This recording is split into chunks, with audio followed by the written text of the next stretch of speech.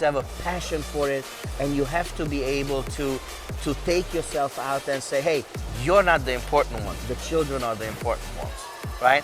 The children are the focus of what you do. Not the trophy, not the medal, not the shirt, not the children. The children must need to develop properly according to their age groups and according to their environment. Hey guys, before you watch this video, use our promo code with CryoWithJNJ. It's a phenomenal machine that helps you mentally and physically. Use Calivion Sport 20 for 20% off, Calivion Sport 10 for 10% off. Highly recommend it, but like I said, Calivion Sport 20 for 20% off and Calivion Sport 10 for 10% off. Hey guys, welcome to Calivion Sport. Before you watch this video, subscribe on YouTube or on podcast. You do not want to miss the latest show. Today we have Coach Attila. It's a pleasure. So tell us who you are and what do you do? My name is Atilla Nryiri. I am a professional soccer coach, and not only do I use this as a profession, but this is also the passion of my life. So talk to us about the lifestyle as an athlete. What was some of the experience that you had in the journey? So this question is a very complex question because everybody outside of the athlete thinks that it's all roses and peaches.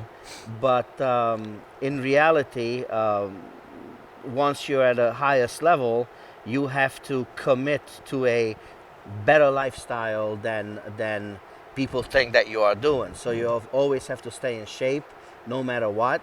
You always have to take care of your body. You always have to eat well. You always have to be prepared, and you always have to show up mentally and physically in the top shape, fit and ready to go. What I realized that for athletes, they prepare themselves so much physical, but when it comes to mentally, they forget about it. So when they perform, they're lost. So what did you prepare yourself like mentally and physically? So the again, very complex question, and you always hear this, that the game is 99% mental and 1% physical, right? Yet when you look around all the soccer fields around the world, and that includes South America, Central America, and Europe, and of course the United States, nobody wants to spend any time on the mental development of their player. And you are correct. It is an added strata or layer to how you prepare yourself as a professional. So mentally preparing yourself is always from a very young age to be able to put away and to the side all of your feelings, all of your personal thoughts, all of these sentiments, and leave a negative feelings behind. Correct. Everything negative is out, and you only concentrate in the here and the now, because psychologists will tell you that you cannot change the past, nor can you tell the future, but the only thing you can change is the present, right? So many times you see a soccer player go to goal, 100% chance, misses it, they grab their head, oh my God, blah, blah, blah. And then 10 minutes later, you look at the same player, and he's still thinking about what happened 10 minutes ago. So he wasted 10 minutes of the team's time and of that game that he's in, right? So the game, let's say, is in the 60th minute, but he's still in the 50th minute. They don't leave the past behind them. Correct, correct. So you have to have the mental strength to get rid of that mistake. Some players spit, some players just brush, some players, do some, or even but spit. It's a release to get it out of your body, and you're still in the present all the time. What were some of the moments that you missed, being a professional soccer player throughout the years? To me, and this will sound funny, the only thing I missed the most is the locker room. The locker room, the vibe, the energy. Not even the vibe and the energy. I miss the players. I miss the camaraderie. I miss that they were my brothers and they were my, and of course you can be friends and brothers with everyone, right? But even the ones we had a friendly relationship, but in a locker room and on the field we were okay, and we were one for all and all for one. So after you played professional life soccer, so why did you want to become a coach? What were some of the reasons that you wanted to have this as a lifestyle?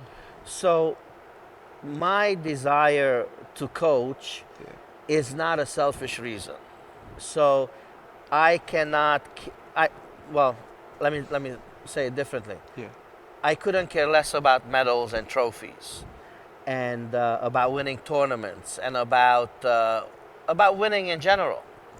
What I care about is for my love of the game to be able to take a player who I see that they love the ball, right, Yeah. and develop that player to such a level that that player can become a professional player, right? So Having the passion for it, building up. exactly, Yeah. and making absolutely sure that the players develop and not just win games. See, it sounds very, commonsensical, right? Yeah.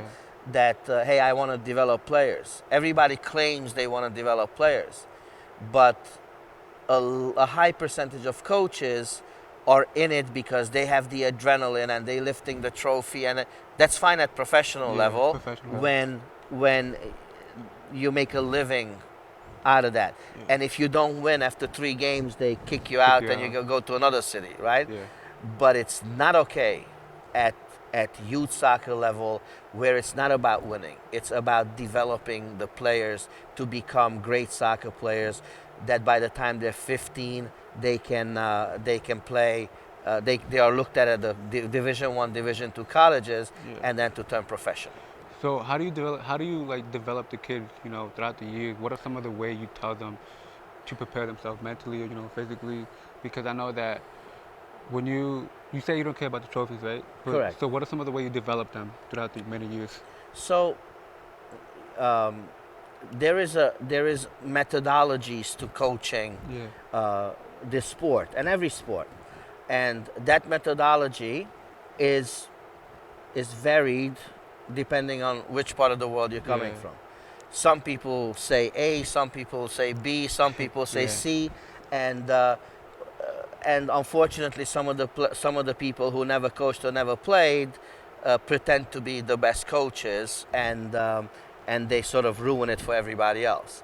But the way you do it is that you take the psychology of players at varied ages, and you adjust your methodology to that, right? Yeah. So, for example, a 7-year-old kid, a 6-year-old kid, is selfish, right? Yeah. So you don't take a selfish 6-year-old kid and you start making them pass the ball, right? Because a 6-year-old kid doesn't understand what a pass is. He's there for himself only, and this is the time that you teach them how to dribble. Like the basic skills to develop Correct. after it. Yeah. You teach them how to dribble, and the selfishness ends at age of 10. And then you say, hey, you're wearing the same shirt Yeah. as the other guy is wearing. So now you teach them the pass is king. And all of this time you give them balance, you give them flexibility, dexterity, cunning, how to beat a player, how to be able to fall down and stand up, and technical ability as you develop them to this level. And there are several levels after that. So I know like building up a leadership skill, coaching skills, could be very difficult. So like, how do you build up those skills? Managing a team is pretty difficult. How did you build up those skills? So this is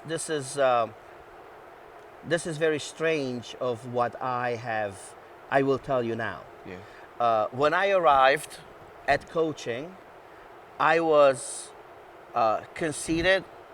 I thought I knew everything. I thought that playing at highest levels, who the hell is going to tell me anything? Yeah. And then I realized that I knew nothing, right? That's the philosophical term. The more you know, the more you realize you know nothing, right? And then I had the fortune of my life to meet up with Atilla Nryiri, who actually taught me how to think about these things. And I learned from zero how to coach. So it doesn't matter that you play at the highest level. This is why Pelé doesn't coach.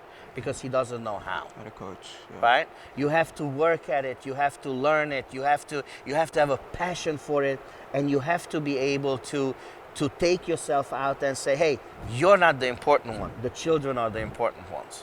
Right? The children are the focus of what you do. Not the trophy, not the medal, not the shirt, not the children. The children must need to develop properly according to their age groups and according to their environment. And when something doesn't work, you don't say, hey, my thing is perfect. You change the environment so the kids fit into that environment. I know you coach. What are some of the things that you like to do on your days off? You know, what are some of the hobbies that you do besides coaching in soccer? Well, there's, I cook. You cook? Right? Yeah. I love cooking. I love making great food because it sort of, it requires the same precision and attention to detail as soccer coaching does, right? Yeah. You have to be very precise on what you do, how you do it, for how long you do it, and when you do it, right? I also like seeing a lot of movies, Yeah. and I love reading books. So these are some of the hobbies that I love doing. And what kind of books do you read, like philosophy-wise? I read a lot of philosophy books. I read a lot of nonfiction. I read mostly political and philosophical books that interest me. So if you were not a coach, what would career be right now? What were some of the things that would catch your interest or attention? I always tend to say that if I would not be a coach, Yeah. I would probably be a college professor. College professor? Yes. Like teaching? Teaching, political philosophy, for example. That's what I would do. Or again, with my other hobby, I would love to be a Michelin star winning chef. Oh, really? Yeah. Cooking? Those, Wow. yeah. So really high-end foods and great quality and very What's good your time. favorite type of food? I love all. I love all sorts of food, and I believe that all cultures have their own, their own greatness in food, right? And everything stems from 5, foods: Chinese, Indian, Turkish, Italian, and French. Okay. These are the basis of all culinary directions in the world. So going back to soccer, do you see any struggle in the U.S., development-wise or coaching staff-wise? Because in 2018, the U.S. national soccer team didn't make the World Cup. What do you see the differences between Europe and the U.S.? So there are obviously tremendous differences. You see the professional level, right? Yeah. There are, in my opinion, tremendous flaws in comparison between South America and North America, never mind Europe, right?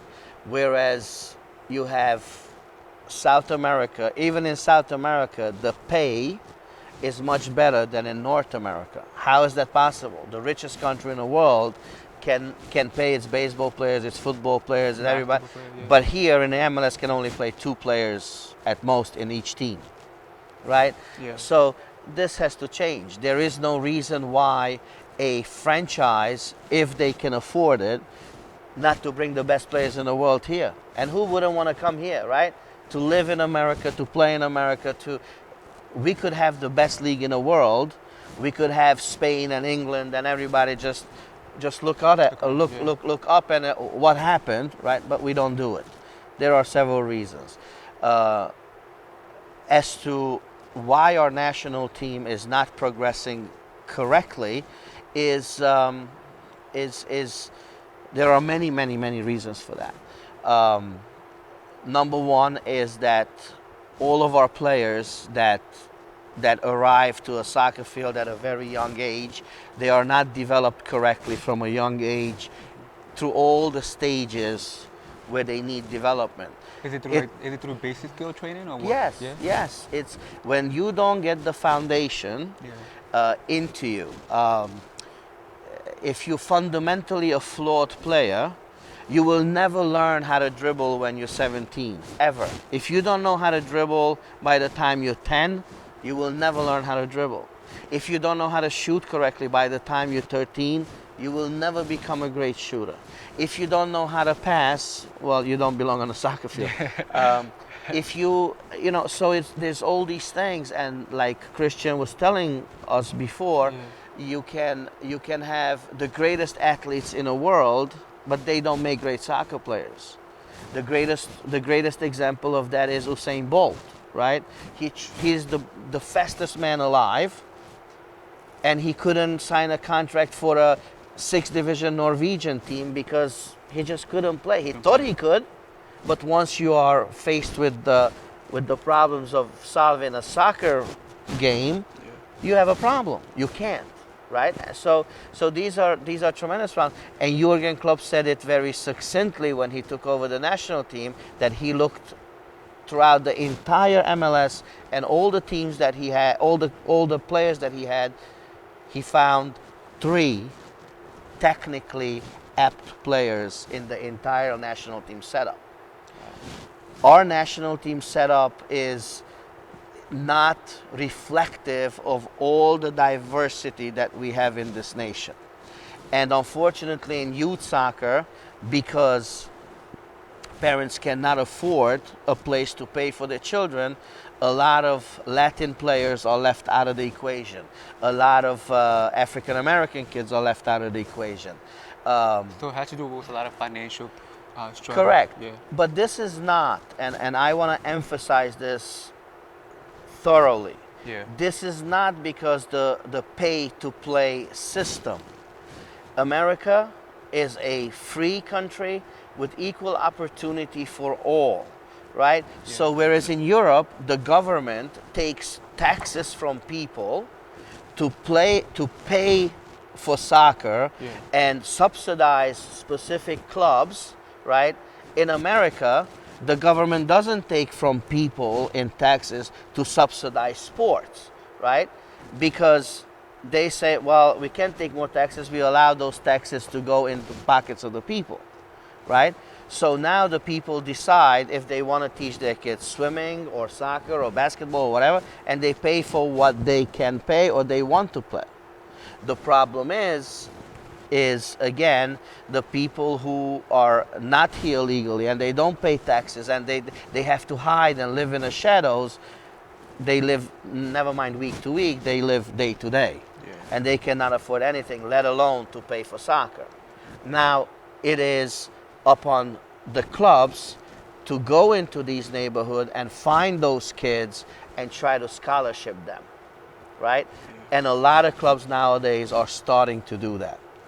They go out, expand more to see the youth. Correct. It's going, for example, in our area, we go into Newburgh and see kids that play in a park and go and say, hey, don't worry if you don't have money, we will sponsor you. We will give you a scholarship, come play here, right? But it's not done enough. It's not done enough. And this is a great issue, right? Because still in South America and Europe and Central America and everywhere in the world, kids play in a park, they play on a beach, play everywhere they have. Here they don't play. Here mommy takes them here, takes them there, takes them there, boom, day is done, done. That's true, And they think that they're going to become professional soccer players playing once or twice a week for an hour and a half. It's impossible. Impossible, yeah, literally. So when Christian Christian, this professional soccer player, when he gave you this opportunity for the Hudson, sport complex, what are your thoughts or feelings about that? So, for a long time, and you as an ex-player of mine, you know that I had my own academy. Yeah. And you make plans, obviously, in your life, goals. And like you asked before, what are your greatest failures and what are your greatest successes? Has there ever been a moment that stuck with you that was a big failure that to this day, you're like, oh shit, like you look back like your whole career is a failure. Yeah. That's how you improve. So and I liked what he said, that all of life is a failure, right? But how you come out of it, and the little failures are really successes, right? But the big failures are just big failures, right? But you learn from them. So we had a great setup at the original academy, right? At Laureano Ruiz Soccer Academy. But because of partnership reasons, I had to move on, and I moved on. And it doesn't matter that I put in my money and my partner put in money and everything, and we built soccer fields and we built up clientele. But you know, it's like a marriage. When it doesn't work out together, there's no need to stay on. You move on and try to be as happy as you can. And then I went to another club, a local club, where my dream goal and my drawn out plan did not meet with their plan, right? So two different ideas. Right. In the beginning they claimed that it would be, but it just didn't. So I was at a crossroads, and at the right moment Christian came and said, hey, you have a home here, come. And how did he contact you? Through message, like through the phone, or how did he reach out to you? We knew each other, right, from before, and when he offered me the chance, and we sat down and we talked about our goals and our dreams, we both realized that it's one and the same, right? We want to do the exact same thing that, for example, I wanted to do 10 years ago at LRSA. He wants to do that here now. So what is that goal that you guys are trying to build? That goal is to build a youth players?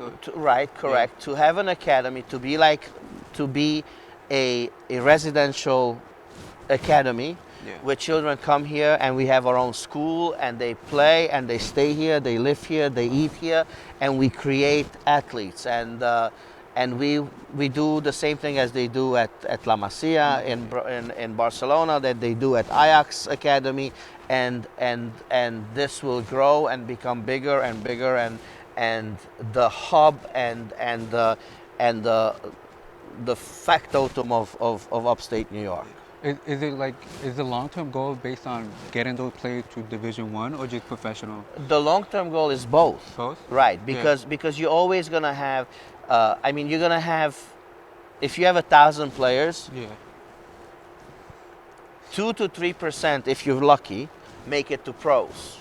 Now, what do you do with the rest, right? So you have Division I colleges, Division II colleges, Division III colleges. You have, perhaps we route them to other sports, and then hopefully all of these players that leave here will at the end of their careers come back as coaches, and they can take it over. So it's like a 360 movement here, right? And that's the big goal, to create good people and good soccer players, basically.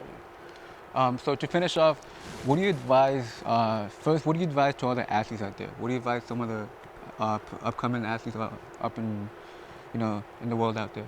Well, my advice to all the athletes, I'm thinking you're thinking soccer players, right? Yeah, or any players basically, or soccer. That please do not fall into the trap that you have to be jack of all trades and master of none, right? Up to 9 years old, it's fine to do every single sport. Yeah. But after 9 years old, when your motor skills are good, you can run, you can fall, you can stand up, you can do a somersault, you can do all these basic things. Yeah. Concentrate on the thing that you are best at.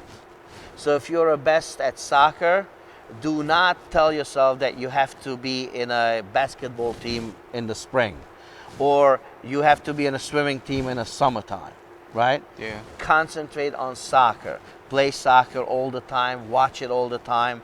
And if it's your passion, work at it, and find a place where you have tremendous coaching, like Fox Soccer Academy, and come and be a member, and you will be guided the correct way, and you can become, with our club here, with our Fox Soccer Academy in England and Austria, a tremendous player with tremendous international relations. Now, what do you want to advise to all the coaches out there? What are some of the things that, through your knowledge, your experiences, what do you want to advise coaches out there? My only advice to the coaches is this. do not think that you know it all. Do not think that you have nothing to learn. Do not think that you are smarter than everybody else, because my example is that I was not, and nobody is. There will always be, soccer progresses, right? Every sport progresses, and if you're still teaching your kids of drills that you did when you were 10 years old and now you're 50, it's a big gap. Soccer advanced Changes after a a while. lot Yeah. from the time you were 10 by the time you're 50, because that's 40 years went by. Yeah. So, and the biggest advice to the coach is continue your coaching education, but with nobody else but USSF, because USSF is the only accredited association in the world where you get a license and you move to South America, you can use that license there. If you move to Europe, you can move that license there. But no other organization that's issuing a soccer license can say that about themselves. And this is why the USSF coaching education is the most elite one in the United States. Okay. It's been a pleasure, Coach. Thank you. Thank you.